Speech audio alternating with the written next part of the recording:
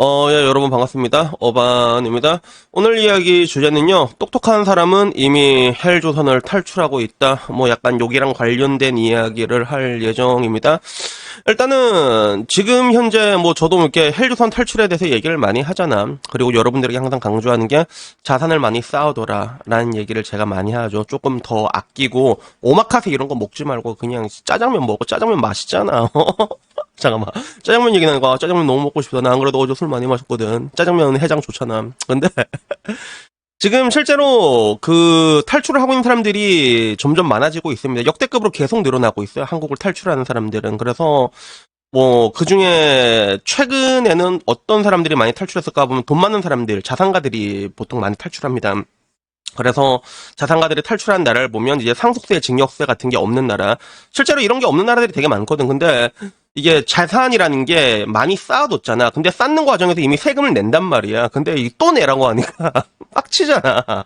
그래서 자산가들 중심으로 이미 해외로 탈출을 많이 하고 있고, 그리고 이 사람들이 나가는 탈출한 나라는 보통 이제 상속세가 없는 나라인데, 근데 거의 없어, 상속세가. 아니면 공제한도가 굉장히 높거나 그렇단 말이야. 이중과세 금지 그런 원칙 때문에.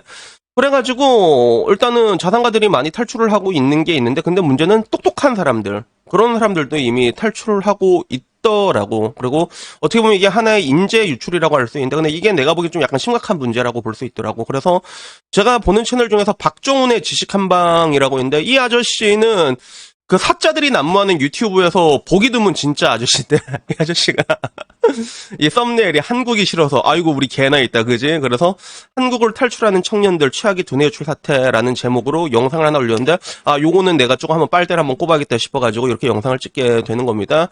그리고 우선은 뭐 간략하게 이 내용을 설명하자면, 현재 이 탈출이 어떤 식으로 이루어지고 있냐면 이공계 위주로 한국의 두뇌들이 탈환국을 하고 있다는 거죠. 그래서 지난 10년간 4천 명이 유입됐는데 3만 명이 탈출했다는 거야. 그래서 이 3만 명이랑 규모는 굉장히 큰 규모라고 볼 수 있거든. 그리고 스위스 로잔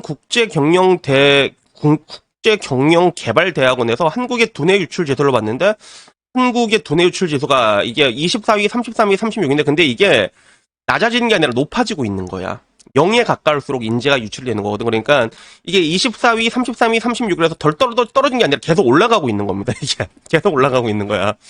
그래서 이걸 도내출의 심각성을 보게 됐을 때, 일단 스위스라던가 한국, 싱가포르, 중국 이렇게 봤을 때, 스위스 같은 경우는 탈출 안 하고 있는 거지. 지수가 되게 높잖아. 높으면 탈출을 안 하는 거야. 이건 알았지. 그리고 반대로 한국은 36이니까 탈출을 오지게 하고 있고, 그리고 그 규모가 어느 정도냐면 35위가 중국이라고 하더라고. 중국보다 더 탈출하고 있는 거야. 지금 중국 안 그래도 망한다고 다 탈출하고 있잖아. 지금 완전 엿됐단 말이야, 중국. 근데 그 중국보다도 더 심각하게 탈출하고 있고, 그리고 싱가포르 같은 경우는 5위로 굳건하게 뭐 이렇게 지키고 있는 그런 부분이지. 그래가지고 특히 여기서 심각하게 온 게 AI 인재. 그래서 한국의 인재 유출은 심각한데, 시카고대 폴슨 연구소는 AI로 석사를 받은 인재의 40%가 이미 한국을 떠났다고 합니다.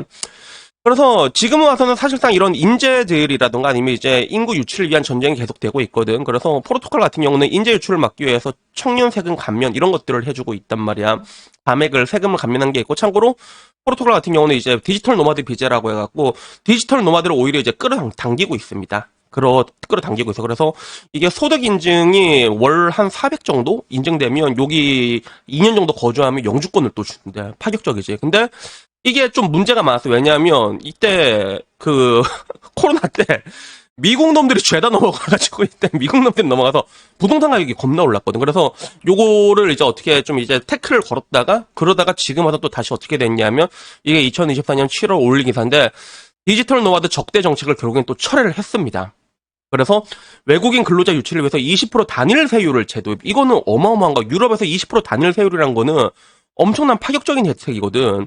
그래가지고 여기에 다시 이렇게 인재 전쟁을 할 수 있고, 그리고 참고로 싱가포르 같은 경우는 뭐 스킬 퓨처 프로그램이라고 해가지고 지금 이제 미래 산업을 위해 가지고 굉장히 투자를 많이 하고 있어. IT 기술 아니면 전문 서비스, 고급 제조, 미래 유망 산업 인재를 육성하기 위해서 모든 국민에게 이제 싱가포르 달러 500달러면 싱가포르 달러가 지금 한 얼마지? 한 900원 하나? 그래서 이게 뭐 단순히 지원을 하고 이게 아니라 그 평생 교육원이라던가 아니면 대학원이라던가 계속 그런 방금 말했던 IT 기술이라든가 전문 서비스, 고급 제조 이런 것들을 배우는 사람에게 어떻게 보면 우리가 말하는 국비무력교 같은 그런 느낌이 있지. 그래서 이거를 미래 유망 산업에 투자를 하고 있는 거야. 그래서 인재 유출을 막고 있는데 근데 문제는 뭐냐면 한국 같은 경우는 한국은 예산만 부족한 게 아니라 지금 중앙정부랑 지방정부가 따로 놀면서 200개 이상의 일자리 정책이 삐꾸가 나고 있고 그리고 장기적인 비전 없이 단기적인 생생내 이용 프로그램. 그러니까 이게 가장 문제야. 그러니까 미래를 향해서 투자를 해야 되는데 지금 당장에 뭔가 소득이나 이런 걸 높이려고 옛날에도 그랬잖아. 막 이제 학교 돌아오는데 불 꺼주나 할아버지들 있으면 그거 월급 주고 실제로 그랬습니다. 그게 코로나 때 진짜 그랬단 말이야. 그래서 그때 오히려 60대들, 50대들 취업이 확 올라갔잖아. 그게. 그러니까 너무 단기적으로 집중해. 미래에 투자를 해야 되는데 그런 식으로 많이 해서 그러니까 해결책이 없고 이대로 가면 이제 결국에는 인구 감소도 있고 얼마 안 되는 인재도 해외로 탈출한다는 거지. 그리고 남은 청년들은 역량 개발 기회조차 없어 사회적 고립이 우려된다는 얘기를 했습니다. 그래서 여기에 대한 사람들의 반응은 뭐냐면 유출되는 3만 명도 탑급 인재인 경우가 많으니까 충격은 훨씬 더 심할 것이다라는 건. 그리고 애국심도 그에 합당한 대우를 해줄 때 생기는 이건 정말로 그래. 그러니까 이공계를 내가 보기엔 그냥 죽여버리는 것 같아. 내가 봤을 땐 죽여버리는 것 같아 진짜. 그리고 그 와중에 축격과 같은 카르텔 문화가 없어져야 된다. 카르텔 문화? 축격이 갑자기 왜 나오지? 그래 일단 정몽규 아웃. 그리고 정치인과 공무원과 노임만 남고 모두 떠나간다. 그리고 그 빈자리는 외국인 노동자들이 채우고 있습니다. 이거는 진짜 이런 모습이 될 것 같아. 그지? 그래서 기술자 대화가 조선시대보다 못하다라는 거. 그리고 R&D 연구비 삭감을 아무렇지도 않게 해버리는데 누가 그러냐. 그리고 스페이스 X 기술만 봐도 나오고 싶잖아요. 하는데 야 스페이스 X는 이게 대단한 게 지금 스페이스 X는 민간 기업이잖아. 야 나사 기술 거의 초월했대. 스페이스 X가 초월했다는 얘기가 들리더라고. 그래서 나사에서 오히려 이제 뭐 할 때 이렇게 맡긴다고 하더라고, 나사에서. 그래서, 일론 머스크가 대단하긴 대단해, 그거지. 에이, 이래갖고, 난 도지코인밖에 모르는데, 도지코인 다시 사야 되나, 씨부래. 그래가지고. 결국에는 지금 이 인재 유출이라는 게 이공계 위주로 가고 있다는 거야. 그리고 한국이 IT 강국인데, 지금 IT도 지금 꺾이고 있잖아, 지금. 어떻게 보면 이거랑도 어떻게 비슷한 느낌이라고 볼 수 있지. 침몰하고 있는 느낌이 확실하게 들어. 완전히 망하고 있다라는 느낌이 들고, 인재도 확실히 탈출하고 있고, 그리고 무엇보다도 이 인재들이 탈출해서 뭘 하냐. 전부 다 의사를 합니다, 여러분. 그래서 최근 10년 서울대 자퇴생 84.2%가 이공계열이고 이 사람들이 다 의대로 가려고 한단 말이에요. 그래서 대한민국 사회가 참 진짜 뭐라고 해야 될까? 사실 근데 그래 이게 연봉 사고로도 안 온다는데 의사들 맞잖아. 그럼 누가 의사 안 하겠냐? 지금 막 이공계 기술자 좆빠지게 일해봤자 그거 뭐 이게 월급도 많이 안 나오잖아. 은혜님이랑 비교도 안 되고 그러다 보니까 할 이유 자체가 없는 거야. 그리고 실제로 저런 인재 한 명이 나오게 되면 그 다음에 그 사람이 이제 수만 명을 먹여 살리게 되는 건데 그럴 수 있는 그런 내가 보기엔 지금 생태계를 박살내고 있는 거지 대한민국은. 보면 전부 다 생태계를 박살내는 집만 일부러 골라서 하는 것 같아. 이번 금토세도 대한민국 일부를 멸망시키려고 대한민국 멸망시킬 것 그런 것만 골라서 하고 있다는 느낌이 들고 그리고 지금 전반적으로 사회 분위기도 완전히 다 주창이 나버렸잖아.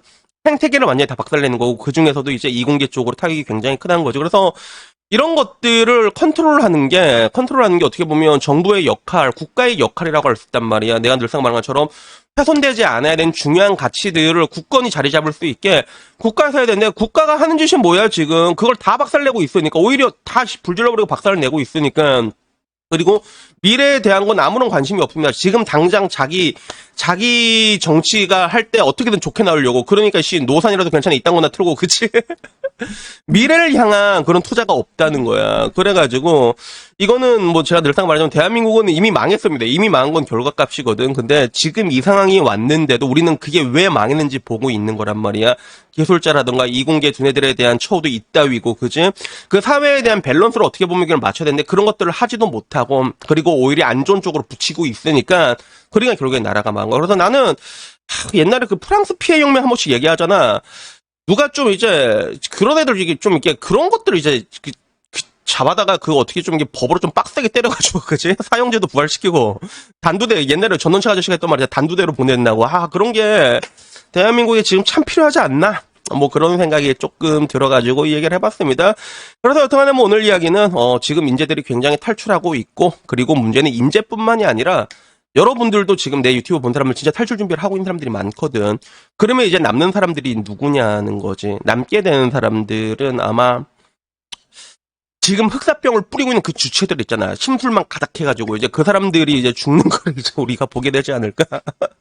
그래가지고 아무쪼록 뭐 제가 얘기하고 싶은 거는 여러분들 일단 준비 많이 하셔가지고 우리가 뭐 이공계 인재는 아니지만 그래도 우리도 열심히 모아가지고 우리도 노아이 방주를 차려 알았지. 그래가지고 그 야동도 이제 하드디스크가 꽉꽉 채우고 요새는 이제 야동도 이제 못 보는 시대가 올 수도 있으니까 그런 것도 꽉꽉 채워가지고 여튼간에 다들 이게 무사히 탈출하셔가지고 시간이 지난 다음에도 이 어반님을 시청을 하시면서 나중에 이제 망해가는 침몰하는 대한민국을 보면서 내 저리 될 줄 알았다 이렇게 비웃을 수 있는.